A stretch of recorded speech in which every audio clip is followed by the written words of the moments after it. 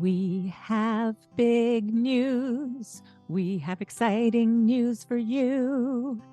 Tell them what it is, Serena. We are super excited to announce that we are starting our first membership this January 2024. Yay! Membership. So we're excited to let you know that we will be hosting a monthly membership where when you join, you will be with us live in a Zoom room once a month for a workshop like we just hosted. It's going to be a workshop like that, one topic each month, a different topic. You might even help us come up with the following month's topic from inside our membership. Super excited to meet you. It was so fun meeting a few of you in our inaugural workshop. So we're really looking forward to that. And when you are a member, you will also be receiving a monthly newsletter where I'm going to be a little more intimate and I'll be sharing the things that are working and the things that aren't working for me. Yeah, like taking a tool that you've learned from the podcast and how you're implementing it and how well that worked, or maybe if it didn't work. And then Amma can put in my 2 bits worth. We'll see how that goes. But a membership newsletter and a membership live Zoom room workshop starting in January 2024.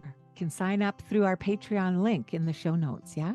Yes, everything will be in the show notes, and we can't wait to see you there, listeners. We can't wait. Yay! The best thing we can do for our children from the youngest ages when they're toddling around and they, mamas and dads out there, when you see the first blood on your child, they fall and split their lip, or they get an owie somewhere on their knee, something, it's like, oh, like you feel the pain, right? Mm-hmm. But the very best thing we can do is acknowledge the feeling that they're experiencing and let them know you're there for them. Welcome to the We Are the Village Parenting Podcast. Hi, my name is Serena, mother to 2 little ones. And hi, I'm Lisa, also known as the Singing Amma. Amma means grandmother in Icelandic. I am a mama and an Amma. In this podcast, I am learning to practice gentle, attachment-focused parenting. Amma Lisa is here to teach us why it's vital to our children's development and well-being. And I come to the village with a background in early childhood education. I have been coaching and supporting parents along their parenting journeys for over 35 years. Together, we explore some easy-to-implement skills you can add to your parenting tool belt to help you create a happy, thriving family. We invite you to grab your latte or your tea and come sit around the proverbial ancient fire with us each week. When we come together to have a conversation where we'll be keeping it real, keeping it raw, right here with you in the wonderful world of all things parenting.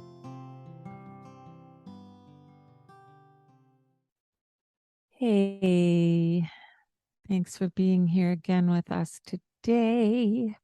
Last week we talked about the kind of intense topic of when there is a big loss or a death in the family in particular, but any kind of big loss, which led me to really thinking about the importance of acknowledging our children's feelings. And that the acknowledgement of feelings is actually one of the key foundations of gentle parenting. So we wanted to come on again today and chat with you about what acknowledging feelings looks like. And that's a big thing for us because our podcast is based around gentle parenting. And this being the foundation helps you understand how our kids can benefit from gentle parenting, right? Because gentle parenting is about making that connection with your kid. And if you Google gentle parenting, what's that book? The book will pop up, How to Raise Good Kids or something, Good Human Beings, something like that. But I don't know. Gentle parenting is teaching our kids really how to be good people and make good choices from the inside out versus rewarding and punishing your kids is having them behave or do things because of external consequences or rewards and Mm-hmm. like Yeah, gentle parenting really aims to help a child learn how to regulate their emotions and their behaviors so that they are coming from a place of intrinsic motivation, is what yeah, we call it. yes. There we go. Knowing what to do and when it's appropriate to do something. And I mean, yeah. And then big feelings come out and they explode sometimes, and what to do with those. So that's what we wanted to talk more about today, is just dive into the importance of acknowledging feelings. And I guess one of the first things to say is, what is the problem of of not acknowledging feelings or invalidating our children's feelings? And one of the first, most obvious problems with invalidating feelings is that those feelings are still there. You have just, as the adult, managed to squash them into hiding, if you're lucky, for even a few moments or a few days or a few weeks. But what happens is those feelings still need to be processed, and that child still needs to learn how to regulate themselves. So by disallowing the feelings to happen and be acknowledged and be named and all those things, um, they're stuffed inside, they're still there, and they can often lead to a buildup of, of energy and feelings that are confused, which then explode in undesirable behaviors. And what we've talked about many times already is how when there is a behavior that is big and not something that we want to encourage, whether it's anger, or fighting you, or fighting another child, or big upsets of any kind, those, underneath any undesirable behavior are feelings that need to be expressed and that have been tucked away. And although those are big feelings, right? You also can set boundaries. Like there is no hitting, there is no cursing, but you also need to make sure that there is space for them to let out their feelings and to feel comfortable sharing them with you as a Yes. parent. Yes. So excellent, because one of the things I always say when I do guest speaking or to any coaching parent clients, all feelings are acceptable. Some behaviors have to be stopped. All feelings are acceptable.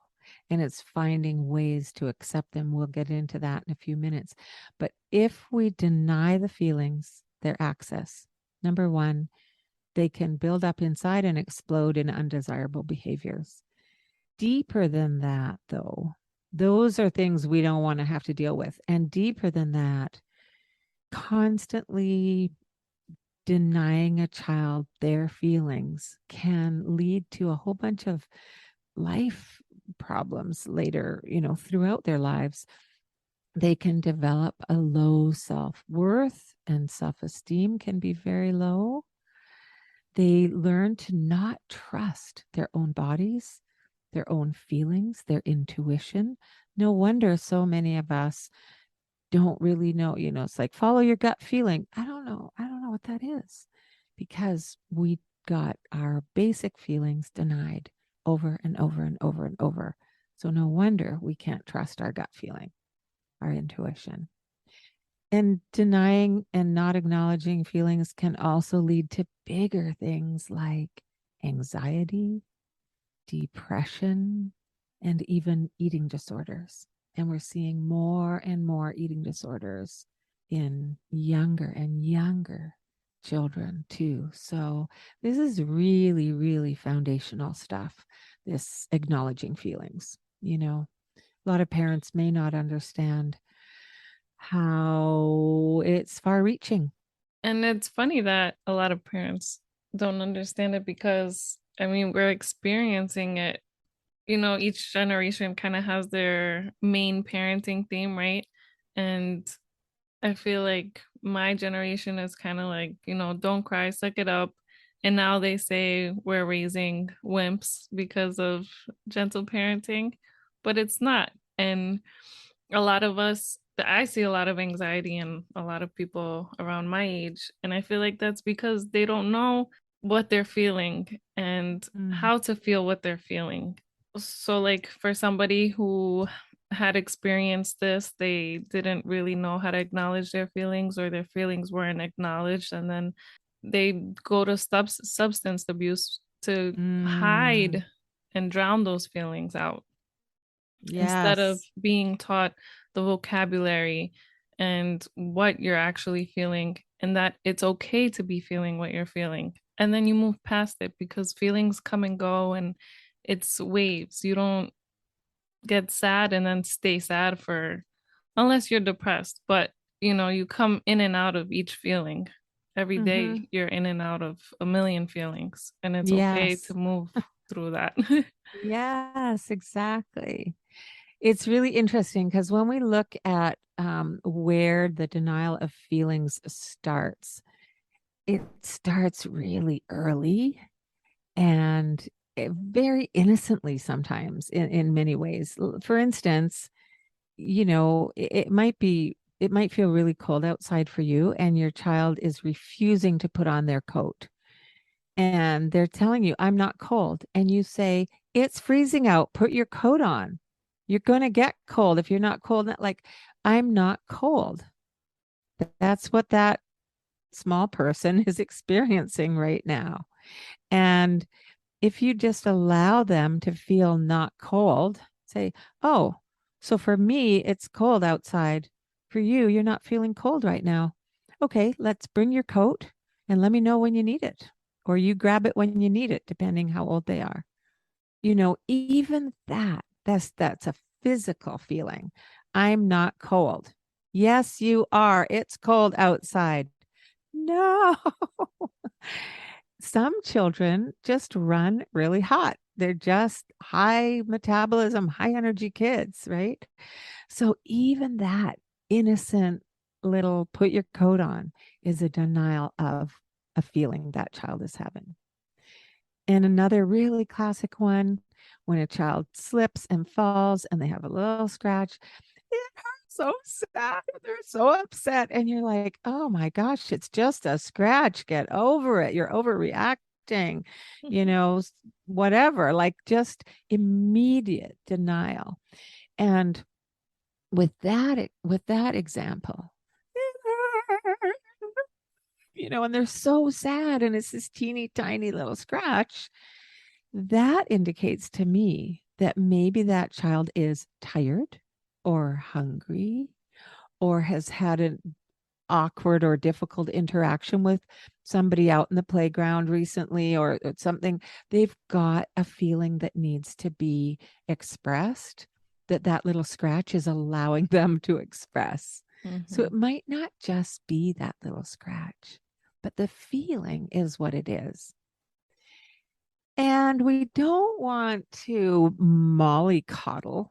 Oh, honey, that looks so sore. We don't need to go there. Say, wow, that really hurts. That little scratch on your knee really, really hurts right now. Right? Is so different from, oh my gosh, I'm so sorry you got an owie. Like, no, Mhm. Mhm. that's not what we're talking about. We're just talking about acknowledging, and one of the great ways to acknowledge is to acknowledge what you see or what you hear. I hear somebody who's very upset right now. It hurts. We do the denial of feelings and that kind of thing as parents because we want to take the pain away. We don't Yes. want our little ones to hurt. We Yes. don't want them to be sad. We want to make it better and we want to make it better quick, you know? But actually, that's not doing them any favors either. Life is full of hurts and bumps and pain of various different kinds. The best thing we can do for our children from the youngest ages when they're toddling around and they mamas and dads out there, when you see the first blood on your child, they fall and split their lip, or they get an owie somewhere on their knee, something, it's like, oh, like you feel the pain, right? Mm-hmm. But the very best thing we can do is acknowledge the feeling that they're experiencing and let them know you're there for them. Just, not over the top, like I was saying, um, because that's going to help them acquire the skills they need to learn to regulate their feelings and their experiences in life. From those little tiny scratches to the big, somebody I love just died feelings, and everywhere in between, right? Whether they're physical or are the emotional, the feelings are the feelings. So, how best to do that? How best do we acknowledge? The very first thing to do in acknowledging feelings is to really, really listen. And as we said in a previous column, our previous episode, listen with the eyes in the front of your head, as one Mm-hmm. 4-year-old put it. Mm-hmm. So you want to give them your full attention. And not for every little owie, but these are for feelings that they're having that you want to be there for them. You want to get eye contact. You want to be close proximity. You want to put down your device so that you're not distracted listening, and really just hear them. And then you'll be able to acknowledge the feeling.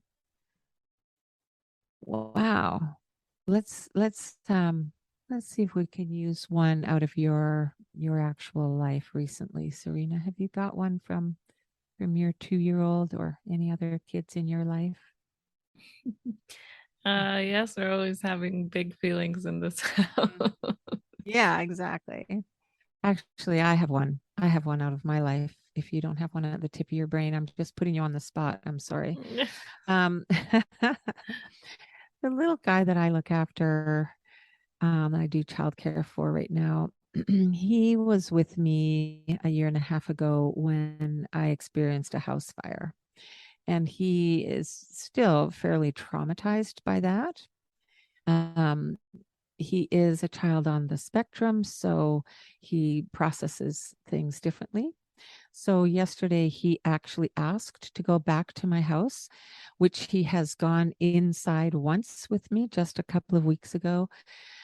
And I know that for helping a child or any of us to process trauma is can be very helpful to go back to the scene of the trauma and actually go safely through the story of what happened and be in the space of what happened. So he asked me if we could go back to the house yesterday. So we did. And we went in to the house that's still standing, but it's gutted. Anyway, this sounds like a long story, but something scared him because the door closed and it made a sound, and he got scared and he wanted to run out. So I took his hand and we walked outside, and he would have just left right then and there. And I said, I think it was scary when that door closed. Yep, I don't like it. I don't like it. I don't like it. I said, yeah, you really didn't like that when the door closed. It was scary. So I'm acknowledging that he didn't like it, and I'm giving the feeling a name. It was scary. So you want to acknowledge, yeah, I get that that was scary for you. And I'm here and I'm going to hold your hand, and we can go in together and it's going to be okay. because we can leave the door open. We'll make sure it doesn't close again. So reassurance that it's going to be okay, but acknowledging the feeling that's there and giving that feeling a name. And Yeah. so we did. When you gave that example, that did remind me of something recently that happened with my 2-year-old. We were at the park, and the park has a siren at 6 o'clock. Oh, yeah. And so in the siren is at the park, so it is very, very loud, and it Oh, wow. really scared her. So now Mm-hmm. whenever she does hear it, even though it's far, it freaks her out. But Mm-hmm. some parents would be like, it's fine, it's just an alarm, nothing happened to you, you're not bleeding anywhere. And it's very easy to just say, like, get over it, it was just a Yeah. sound. But Yeah. I saw how bad it scared her, and I Mm-hmm. felt really bad for her. It was really scary for me too, because I know it was really hurting her. And so thankfully my husband was there with me, and we both just held her, and we showed her where the siren was coming from, and told her yes, it was really loud and it hurt. And just doing that, I think it really helps. Just let her know that it's okay that she got scared. Mm-hmm. And I know that that was something that was building her trust in us, versus a parent that's going to yell at you and say, get over it, it's fine, it was just a sound, it's done, it's gone, Yes. it's not here anymore, why are you still crying? Yes. Yes. Building the trust in you and her dad. Yes. That's what we want to keep doing with the gentle parenting is building trust and having that foundation of they know they can come to us. And one of the beautiful things I've seen written in the last couple of years is allowing their big feelings when they're little that to us seem ridiculous, like come on, it was just a siren, you're fine, but acknowledging and allowing those quote little things Mm-hmm. to be big for them. They can come to us. They know it's safe to tell us that they're scared, that they're upset, that they got startled, whatever it is, that they're frustrated. They know they can come to us with their 2-year-old things, with their 5-year-old things. Guess what, parents? When they're 12 and 15 and 18, they will still know that they can come to you. And those are going to be problems that you are going to want them to be able to come to you with. Mm-hmm. Those are going to feel like bigger problems. But if you haven't laid the foundation of them trusting you with their problems at this age, at the very beginning of their life, it won't be there. There won't be that bridge to come to you later in life when they're struggling. Yes, very well said. That's a great example. Yeah. So anyway, that's a little piece of the big foundation of the importance of acknowledging feelings in our children's worlds. And, you know, your experience of one moment and your husband or your sisters or somebody's experience might be completely different. And all of our feelings are okay. They're Mm-hmm. all acceptable. It's the behavior around them that we might need to alter a little bit. Thank you. Yeah, I hope that helps in building that foundation for your gentle parenting journeys. And we can go deeper into this. I know that this acknowledging feelings comes up quite often when I'm coaching parents and when I'm giving talks. So it will come up again here in the podcast as well. So we hope that hearing these things a little bit on repeat will also help you in your learning process. Because, it's, as Serena has said, it's about unlearning what we thought Yes. we were going to do as parents or what had happened to us as children and relearning. And learning takes repetition and Mm-hmm. practice. Yes. So you are all right, and we're here for you anytime you want us to be.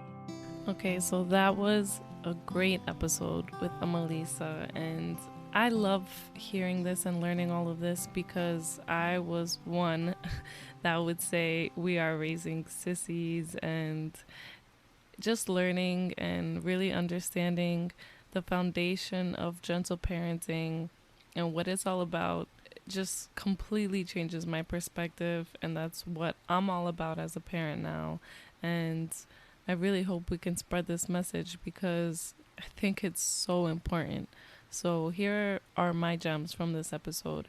Number 1, listen. When your kids are experiencing big feelings, listen. Get down to their eye level. Listen with the eyes in the front of your head and give them all of your attention. Not with your phone, not while you're cooking. Stop what you're doing when they are experiencing big feelings, and let them know you're there with them. Number 2 is acknowledge what you see and hear. Repeat it back to them. Really let them know that you're understanding where they're coming from. And number 3, all feelings are acceptable. It's some behaviors that might have to be stopped. So I hope you guys are really getting the foundation of gentle parenting, and you see how it can help grow and foster your relationship with your children, because like Lisa said, it's the groundwork for when they're older and there are really bigger problems, serious problems, then they'll come to you with those problems because they'll feel comfortable coming to their parents, which is so important. So thanks for joining us again, and hopefully you'll be here with us again next week. Thank you. Thanks for being here with us in our virtual village. Hit subscribe so you're notified about our newest episodes each week. And hey, did you get something from today's episode? I know I sure did. Be kind. Hit that share button and send it to your mama friends so they can benefit from it too. Also, by leaving us a review, you will be helping more parents out there to find answers to the questions that might be keeping them up at night. We'd love you to follow us on Instagram and our Facebook page at The Village Parenting Pod. And we'd love you to direct message us. Let us know your questions that we could address in future episodes and how we can serve you better. This podcast is sponsored by the Singing Alma's private parent coaching and workshop offerings. We also now have a Buy Me a Coffee option for a fun way that you could support this podcast. Link is in the show notes.